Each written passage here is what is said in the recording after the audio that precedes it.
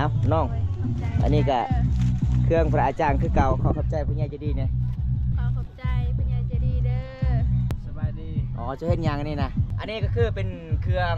ผู้ใหญ่ใจดีจากประเทศไทยคุณพระอาจารย์สำรวจจากจังหวัดกาฬสินธุ์พี่น้องให้บอมตามาแจกในเขตชนบทโดย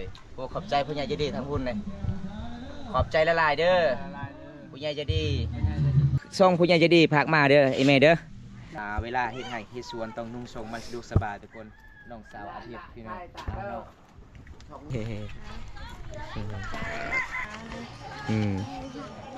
เอาขอบใจนี่เด้อใจเด้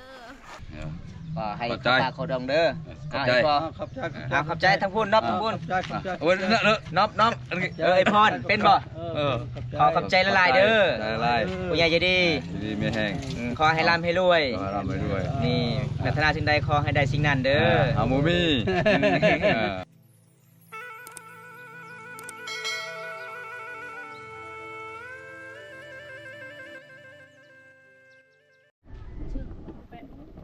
โอ้สบายดีสุขอ๋อมื้อนี้บุญเนาะเดี๋ยวพ่อเจ้าข่อยมาหมู่บ้านน้องเห็นยังตัวนี้นะสีลังผู้บ่สิไปตักน้ำอ๋อทุกคนอันนี้ก็คือน้องสุกเด้อพี่น้องน้องสุกสาวลาวฝ่ามังกรเมื่อนั้นตอนข่อยไปซอยเจ้าตอนนั้นก็คือของเครื่องพระอาจารย์สำรวจจากจังหวัดกาฬสินธุ์น้องเอาบ่ได้เนาะ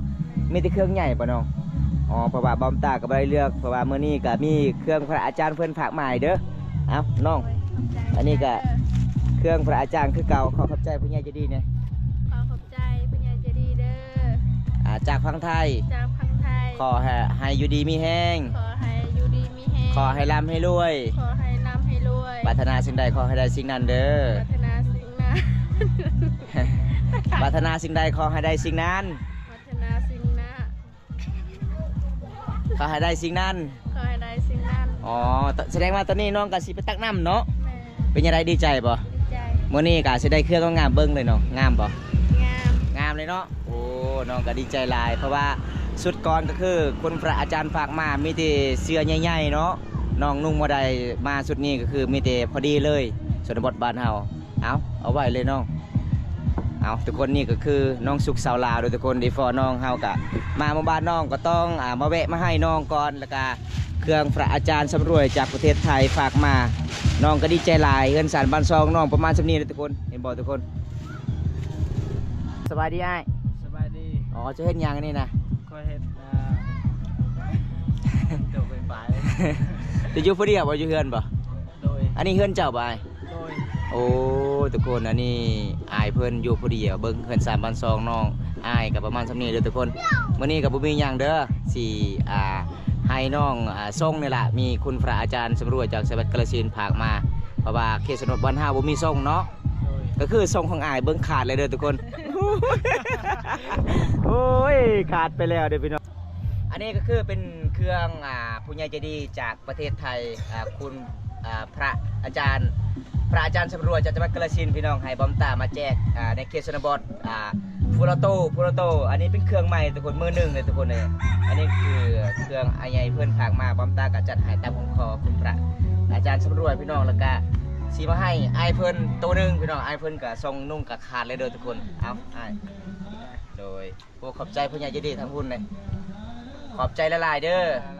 ผู้ใหญ่ใจดีจากพังไทยขอให้อยู่ดีมีแห้งเนาะไอ้เพื่อนกะบอกบุคอยออกคนใดพี่น้อง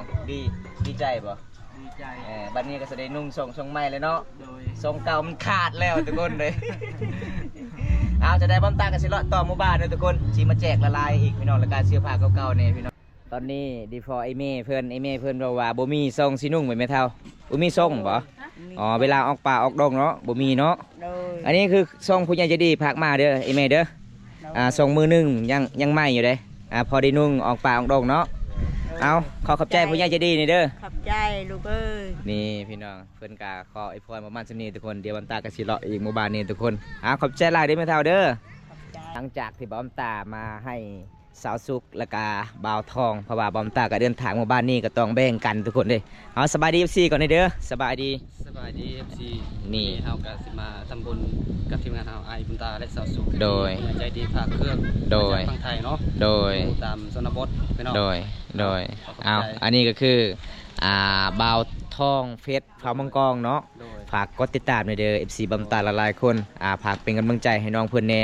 น้องเพิ่นเฮ็ดคลิปหรือว่าเปิดช่องใหม่ๆเนาะ โดย อันนี้คือเครื่องของที่บอมตากะต้องพาไอ้น้องเพิ่นไปนำทุกคนขันไปผู้เดียวก็คือบอมตากะบ่ไหวพี่น้องเพราะว่าสิแจกหลายๆหมู่บ้าน อันนี้คือทีมงานเฮาคือเก่าสบายดีซะสุก โดยสบายดีเด้อ นี่มื้อนี้ เฮากะสิมาทำบุญนำกัน โดยไปสะพานบุญเนาะ แม่ เครื่องจากอาจารย์พระสำรวย แม่ จากประเทศไทยจังหวัดกาฬสินธุ์อันนี้คือทรงบ่ แม่ ทรงเฮาก็ให้ซาวสุกถืออันนี้คือสบู่แปรงสีฟันเนาะ แม่น เอาจะได้เฮาก็สิไปเลาะเบิ่งเฮือนเซาทิศก่อนเนาะ เพราะว่าสุดก่อนเฮาแจกเสื้อผ้าน้องกับบ่มีเลยทุกคนจังใดมื้อนี้เฮาก็สิให้น้องแน่เอาอันนี้คือบรรยากาศเด้อทุกคนบรรยากาศในหมู่บ้านสาวสุขพี่น้องเป็นหมู่บ้านเนาะสุขกับตัวเมืองเด้อทุกคนมื้อนี้ไปกับทีมงานเฮา3คนคือเก่าพี่น้องมาเยี่ยมมายามสาวอาทิตย์พี่น้องก็สิได้พอน้องหรือบ่เด้อทุกคนสบายดีน้องอ๋อมามื้อนี้แต่งตัวงามเนาะ กินข้าวกับย่างมื้อนี้คือแต่งตัวงามน้องฮะบ่ได้กินข้าว กินข้าวกับย่างมื้อนี้ ซีนโอ้สมพองามเนาะ บางยังผู้บ่าวมั่นเลยบ่ในมือเจ้านี่พอได้มัดผู้แขนเจ้าหมู อันนี้เป็นบานเจ้าเนาะน้องเนาะเมื่อนั้นบอมตาไปเยี่ยมไปยามกับทีมงานเฮา3คนน้องก็บ่มีเสื้อผ้าทุกคนเลยมื้อนี้เฮาก็บ่มีหยังหลายมาเยี่ยมมายามน้องเด้อเพราะว่าอ้ายก็มีแต่แปรงสีฟันกับสบู่ สิมาให้น้องเพราะว่าให้น้องอาบน้ำเนาะ แล้วก็มื้อนี้ก็มีคุณครูพระอาจารย์ภาคมามีทรง1 โตให้น้องเวลาเข้าป่าเข้าดงออกไห้ออกสวนได้น้องเด้ออันนี้เป็นทรงใหม่ๆแต่งา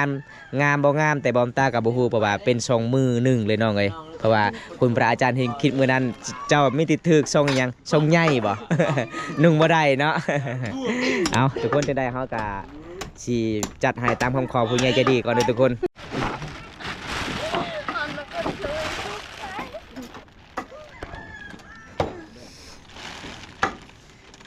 เอาทุกคนอันนี้ก็คือเฮากะสีมาให้น้อง1 โตพี่น้องให้น้อง1 โตพอให้น้องเวลาเฮ็ดไร่เฮ็ดสวนต้องนุ่งทรงมันสะดวกสบายทุกคนน้องสาวอาทิตย์พี่น้องขอบใจดีใจบ่เพราะว่าบอมตาก็อยากให้น้องเบิดอันนี้แต่บอมตาอยากพี่แจกหลายๆราคาเฮือนนี่น้องเด้อเอาอันนี้คือเวลาอาบน้ำแต่บ่มียาสีฟันเนาะ ได้แต่คือความ อันนี้คือสบู่อาบน้ำให้น้องส่งก่อนขอบคุณละลายผู้ใหญ่ใจดีจากพังไทย ทางไทย ที่ให้น้องมื้อนี้ ที่ให้น้องมัน ก็ขอให้อยู่ดีมีแห้งเด้อ ขอให้อยู่ดีมีแรงขอให้ร่ำให้รวย ขอให้ร่ำให้ด้วย ปรารถนาสิ่งใดก็ขอให้ได้สิ่งนั้น ปรารถนา ปรารถนาสิ่งใด ปรารถนาสิ่งใด ขอให้ได้สิ่งนั้น ขอให้ได้สิ่งนั้น สาธุ สาธุ โอ้ยน้องกะบ่ออกทุกคนน้องกะดีใจพี่น้องเลยเพราะว่าได้แปลงสีฟันแล้วก็เฮากะให้น้องเนี่ยสบู่เนี่ยเพราะว่าเขตชนบทหมู่บ้านนี่ก็น้องสุกก็ตัวเมืองคันที่ซื้อเขาอยู่ในเมืองเนาะมันไกลนะน้องเนาะนี่จะเป็นบ้านน้องเขากันยังสิเลาะต่อเขตชนบททุกคนไปได้ก็ขอขอบใจหลายด้วยน้องเด้อบ๊ายบายสิเนี่ยบ๊ายบายทุกคนตอนนี้เฮากะมามอบให้สาวสุกมาแจกเอื้อยๆ3 คนเอาเพราะว่ามื้อนี้เฮากะทำบุญนำกันทุกคนแล้วก็ให้เขาเจ้าแปรงสีฟัน1แล้วก็สบู่ก่อนอันนึงเพราะว่าบ้านเฮากะแบบนี้ล่ะทุกคนเลยขอบใจโดยขอบใจ เอาให้เอื้อยเพื่อนนี่เวลาอาบน้ำสบายเนาะเอื้อยเนาะโดย สบายเนาะเวลาอาบน้ำบัดนี้เพราะว่าหมู่บ้านเอื้อยก็คือติดกับแคมป์เซลานองเด้ นี่โดยขอบใจคือการให้น้องสายเพื่อนนี่เมื่อนี้กะโอ้ยหมู่บ้านนี่ไปสะพานบุญมันกับเบิร์ดพี่น้องไงเพราะว่าเครื่องของมันหลายทุกคนเลยอีกบางที่จังน้อยกับมาเอาเครื่องเด้อเด้อมาเลือกเครื่องเด้อญี่ปุ่นเด้อเพราะว่าเครื่องงามบ่งามเฮากับผู้กันเฮากันยังสิเลาะหมู่บ้านก่อนไปทีมงานเฮาไปกันเด้อบ๊ายบายบ๊ายบาย ไปสาวสุกทางใดสิเลาะต่อบัดนี้ ไปข้างนั้น ไป บันส่วนไม่เท่า ชวน เฮ็ดหยังอันนี้นะเอาห้ำบ่เอาห้ำเกลือหมูบ่ไม่เท่า อืม อ๋อเอาเป็นยังไงสาวสวยให้เมียเท่าเพื่อนแหน่มาแบ่งปันความให้ยิ้มให้อีเมียเพื่อนอาบน้ำสะดวกสบายมีสบู่บัดนี้ นี่พี่น้อง ใจ โดยขอบใจคือกันเอาอยู่ไซเฮือนสาวเนียงน้อง นี่ ไปเยี่ยมไปยามสาวเนียงก่อนทักทายสาวเนียงก่อนโอ้สบายดีเด้อสาวเนียงสบายดี สบายดีสาวเนียง เห็นยังเนาะเห็นยังให้น้องออกมาพี่เลยสาวสุกสาวสุกให้น้องออกมาพี่เลยนี่ให้น้องอยูซานนี่เลยน้องสาวเนียงออกมาพี่ก่อนโอ้อยู่เฮือนอยูซานสบายดีเอฟซีทีนึงในเด้อ สบายดี โดยสบายดีบ่สบายปานใดเนาะมื้อนี้เนาะไอมายามแรงๆเด้ เอานั่งลงก่อนจะน้อยสันตกสันหัก เอามื้อนี้ดีฟอน้องคือเก่าเด้อทุกคนเอาเป็นจังไดเนาะซอสุกมื้อนี้รู้สึกดีใจเนาะได้ฟอน้อง ตอนนั้นก็คือน้องก็บ่ได้เสียฟ้าเด้ เอามื้อนี้ก็ขอให้น้องได้แปรงสีฟันกับสบู่ให้น้องเลยน้องให้น้องแปรงแปรงสีฟันให้ซองเลย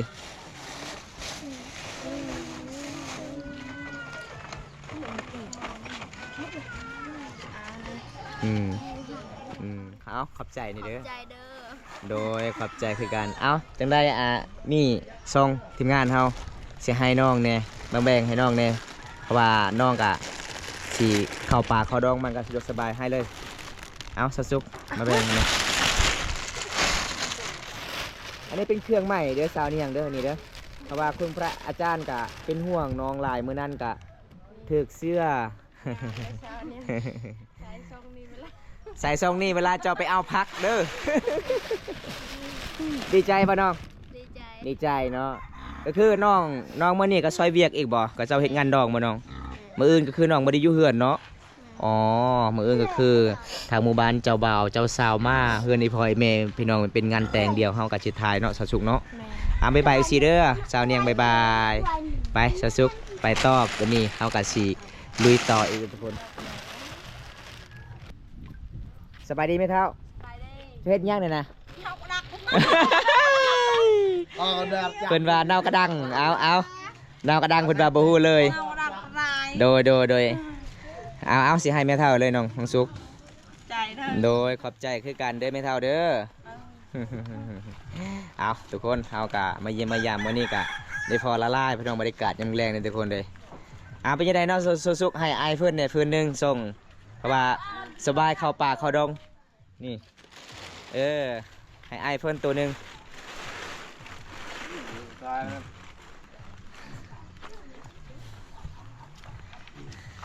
อ้าว พอดีเข้าป่าเนาะไอ้ายเนาะ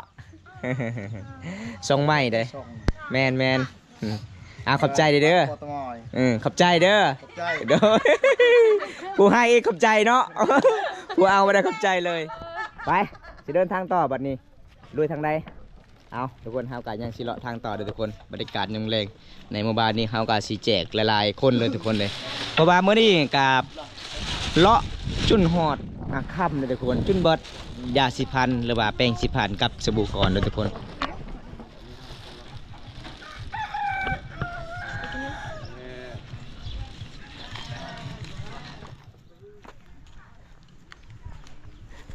นี่บรรยากาศยามแรงๆในเขตชนบททุกคน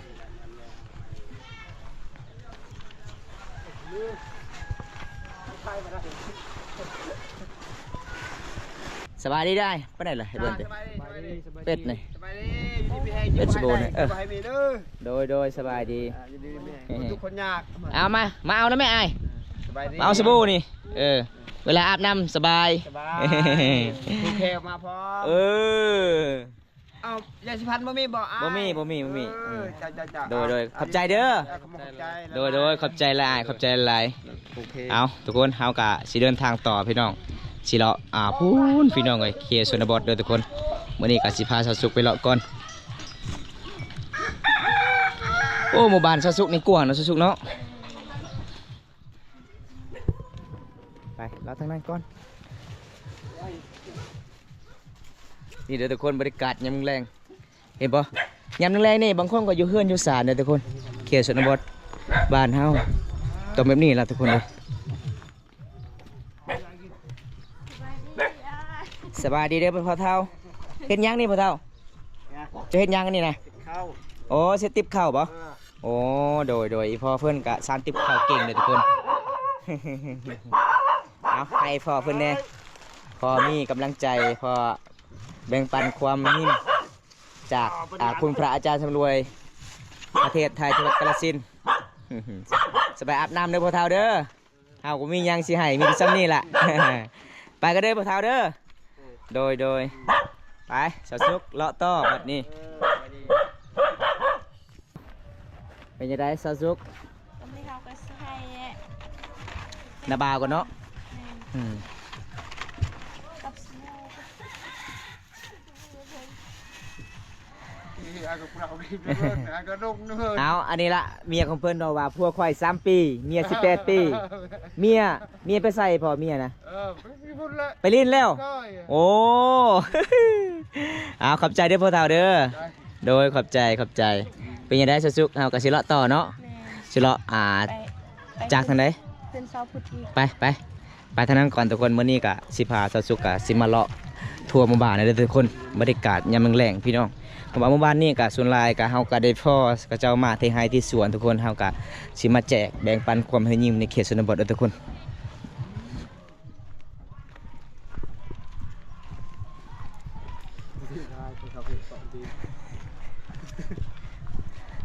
อันนี้เป็นเฮือนสร้างเขาเจ้าเด้อทุกคนเห็นบ่บางคนก็ตั้งเล่าข่าวแบบนี้เลยทุกคนบรรยากาศยามแล้งในเขตชนบทกับแบบนี้แหละทุกคนเห็นบ่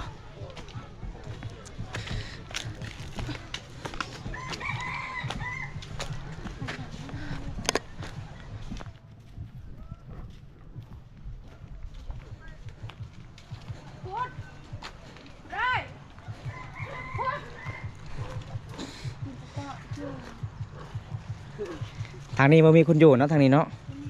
โอ้บ้านเขตนี้ก็เป็นบ้านแบบเดิมๆเลยทุกคนเห็นบ่เพื่อนสร้างเขาเจ้าเป็นนี่เลยทุกคนเอาทุกคนตอนนี้มันเท่ากับสิได้พ่ออีฟอแล้วก็อายเพิ่นเพราะว่าเขาเจ้าบ่มีซองสิหนุ่งเขาเจ้าถามตลอดทุกคนคือซองยังเหลือ2โตแล้วทุกคนเพราะว่าเฮาก็สิให้อายเพิ่นแล้วก็อีฟอเอาอ้ายก็ให้ข้าวปลาข้าวดองเด้อเอาอีฟอ ขอบใจทั้งพูนนอบทั้งพูน โอ้ยเนอะ นอบไอพรเป็นบ่ ขอขอบใจละลายเด้อ ลาย ผู้ใหญ่ใจดี ดีไม่แห้ง ขอให้ร่ำให้รวย ขอรับไปด้วย นี่ปรารถนาสิ่งใดขอให้ได้สิ่งนั้นเด้อ อามูมี่ ดีใจเนาะ ดีใจเลย เอาขอบใจละลาย สบายดี โดยทุกคนจะได้บัมตากะสิปิดก่อนสำนีก่อนไปน้องคลิปนี้เด้เพราะว่าบัมตากะสิเลาะหมู่บ้านกะไม่ได้พ่อละลายคนไปน้องมื้อนี้บัมตากะสิมาแจก2 วันเลยเด้อทุกคนเลยเพราะว่าบัมตากะแจกเบิดพี่น้องอีกบางทีกะมื้ออื่นบางทีกะตอนแรงบัมตายังมาถาเขาเจ้ามาที่ให้ที่ชวนพี่น้องบัมตากะสิปิดก่อนคลิปนี้พี่น้องถ้าพอได้รับชมคลิปนี้แล้วก็อย่าลืมฝากกดไลค์กดแชร์กดติดตามเด้อพี่น้องเอ้ยฝากเป็นกำลังใจให้บัมตาและก็ทีมงานเฮา3 คนคือเก่าไปสิพันบุญให้ผู้ใหญ่ใจดีคุณพระอาจารย์ชำรวยจากประเทศไทยจังหวัดกาฬสินธุ์โดยทุกคนมื้อนี้บอมต้าและก็ทีมงานเฮาดีใจหลายพี่น้องมีความสุขหลายแล้วก็มีความรู้สึกดีใจหลายเลยพี่น้องได้ทำบุญนำกันทุกคนเลยจังได้กับบอมต้ากับสิปิดไว้ก่อนคลิปนี้คลิปหน้าพบกันใหม่ถ้าบ่ได้รับชมคลิปนี้แล้วก็ขอให้อยู่ดีมีแห้งขอให้ร่ำให้รวยปรารถนาสิ่งใดก็ขอให้ได้สิ่งนั้นพี่น้องเอ้ยเอาบ๊ายบายไปกันเด้อจ้าทุกคน